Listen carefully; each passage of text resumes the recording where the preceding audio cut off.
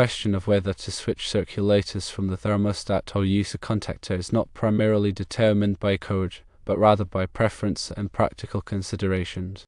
However, some codes may have specific requirements for certain types of installations. There are several reasons for using a contactor. Firstly, load exceeding thermostat capacity. If the motor load of the circulator exceeds the current carrying capacity of the thermostat, a contactor must be used to prevent damage to the thermostat. Secondly, inductive load. Circulators have inductive motors, which can generate high inrush currents.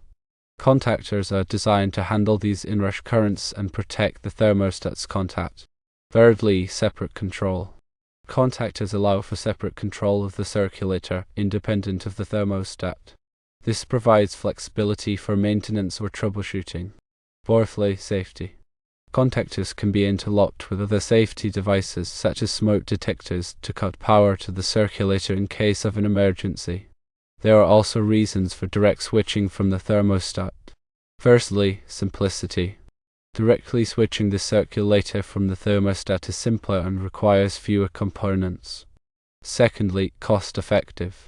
Without the need for a contactor, the installation cost is lower. Thirdly, space-saving.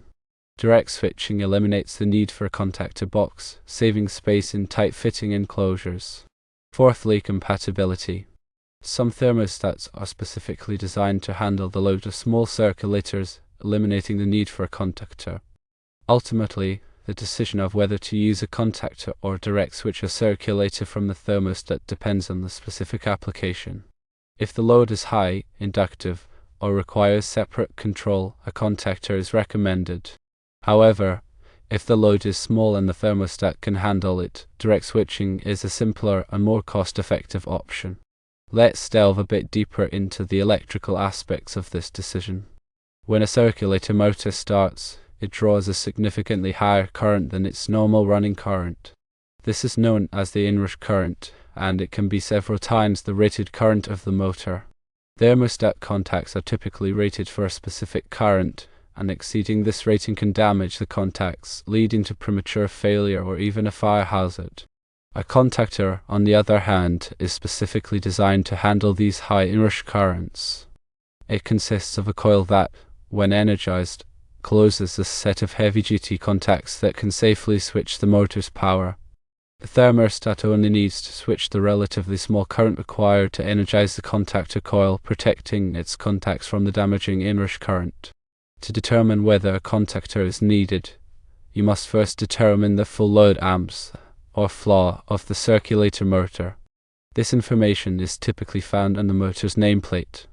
You then need to compare this FLA value, along with the locked rotor amps, or LRA, to the current rating of the thermostat. The locked rotor amps is what the motor produces initially, on startup. If the thermostat's current rating is less than the motor's FLA or LRA, a contactor is required. Let's consider an example. Suppose a circulator motor has an FLA of 5 amps and an LRA of 25 amps. If the thermostat is rated for only 3 amps, a contactor is necessary. Even though the motor's running current is only 5 amps, the thermostat cannot handle the 25 amps inrush current. In addition to protecting the thermostat, contactors can also provide other benefits. They can be used to isolate the circulator motor from the power supply for maintenance purposes. They can also be interlocked with other safety devices, such as low water cutoffs, to prevent the circulator from running if the boiler is low on water. This can prevent damage to the boiler and circulator. When selecting a contactor, it is important to choose one that is properly rated for the motor's voltage flaw and LRA. The contactor's coil voltage must also match the control voltage of the thermostat, typically 24 volts alternating current. It's also a good idea to choose a contactor with a higher current rating than the motor's FLA to provide a safety margin.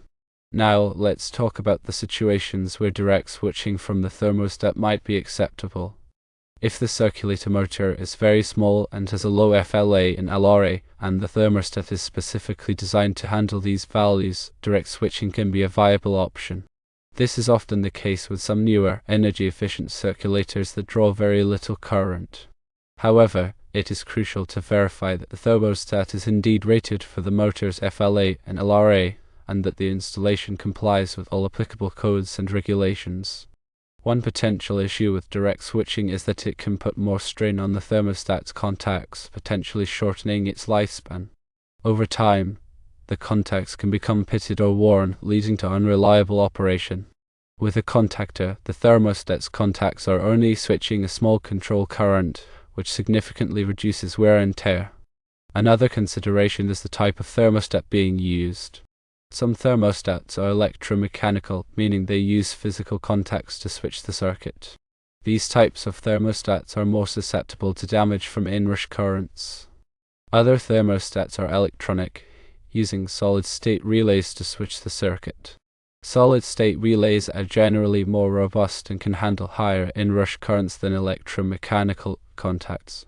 However, even with solid-state relays, it is still important to verify that the thermostat is properly rated for the motor's FLA and LRA. It's also worth noting that some codes may require the use of a contactor for certain types of circulator installations, regardless of the motor size or the thermostat's rating.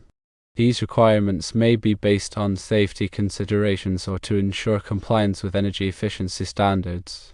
Therefore, it is always essential to consult with a qualified electrician or HVAC professional to determine the specific code requirements for your installation. In summary, the decision of whether to use a contactor or direct switch a circulator from the thermostat depends on a number of factors, including the motor's FLA and LRA, the thermostat's current rating, the type of thermostat being used, and applicable codes and regulations. If there is any doubt, it is always best to err on the side of caution and use a contactor. It may add a bit to the initial cost, but it can protect the thermostat from damage, improve safety, and ensure reliable operation of the circulator system. To reiterate the reasons for using a contactor, consider these points. Firstly, protection of the thermostat. Contactors prevent damage to the thermostat from high inrush currents, extending its lifespan. Secondly, handling inductive loads. They are designed to handle the inductive loads of circulator motors, which can generate high voltage spikes. Thirdly, safety. They can be interlocked with safety devices to shut down the circulator in case of an emergency. Fourthly, separate control. They allow for independent control of the circulator for maintenance or troubleshooting. And for the reasons for direct switching. Firstly, simplicity. Direct switching is simpler and requires fewer components, making installation easier. Secondly, cost effectiveness. It can be more cost effective if a contactor is not required. Thirdly, space saving. It eliminates the need for a contactor box, saving space. Fourthly, compatibility. Some thermostats are specifically designed to handle small circulator loads. It's important to remember that electrical codes are in place to ensure safety and prevent hazards. These codes may vary depending on your location, so it's crucial to consult with a qualified electrician who is familiar with the local codes in your area. They can assess your specific situation and advise you on the best wiring method for your boiler circulator. When working with electrical systems, always follow safe work practices. Turn off the power to the circuit before working on any wiring. Use appropriate personal protective equipment, such as insulated gloves and safety glasses. If you are not comfortable working with electricity, hire a qualified electrician to do the job. Improper wiring can be dangerous and can lead to electrical shock or fire. Finally, it's worth mentioning that the efficiency of your circulator motor can also play a role in this decision. Older circulator motors tend to be less efficient and draw more current than newer, energy-efficient models. If you have an older circulator, upgrading to a newer model can reduce the load on the thermostat and potentially eliminate the need for a contactor. Energy-efficient circulators also tend to be quieter and more reliable than older models. In conclusion, while the choice between using a contactor and direct switching may seem like a simple matter of preference, it is important to carefully consider all of the factors involved. By understanding the electrical characteristics of the circulator motor, the capabilities of the thermostat, and the applicable codes and regulations, you can make an informed decision that will ensure the safe and reliable operation of your boiler system. Always prioritize safety and consult with a qualified professional if you have any doubts. Remember that proper wiring is essential for the efficient and safe operation of your boiler system, so it's worth taking the time to do it right.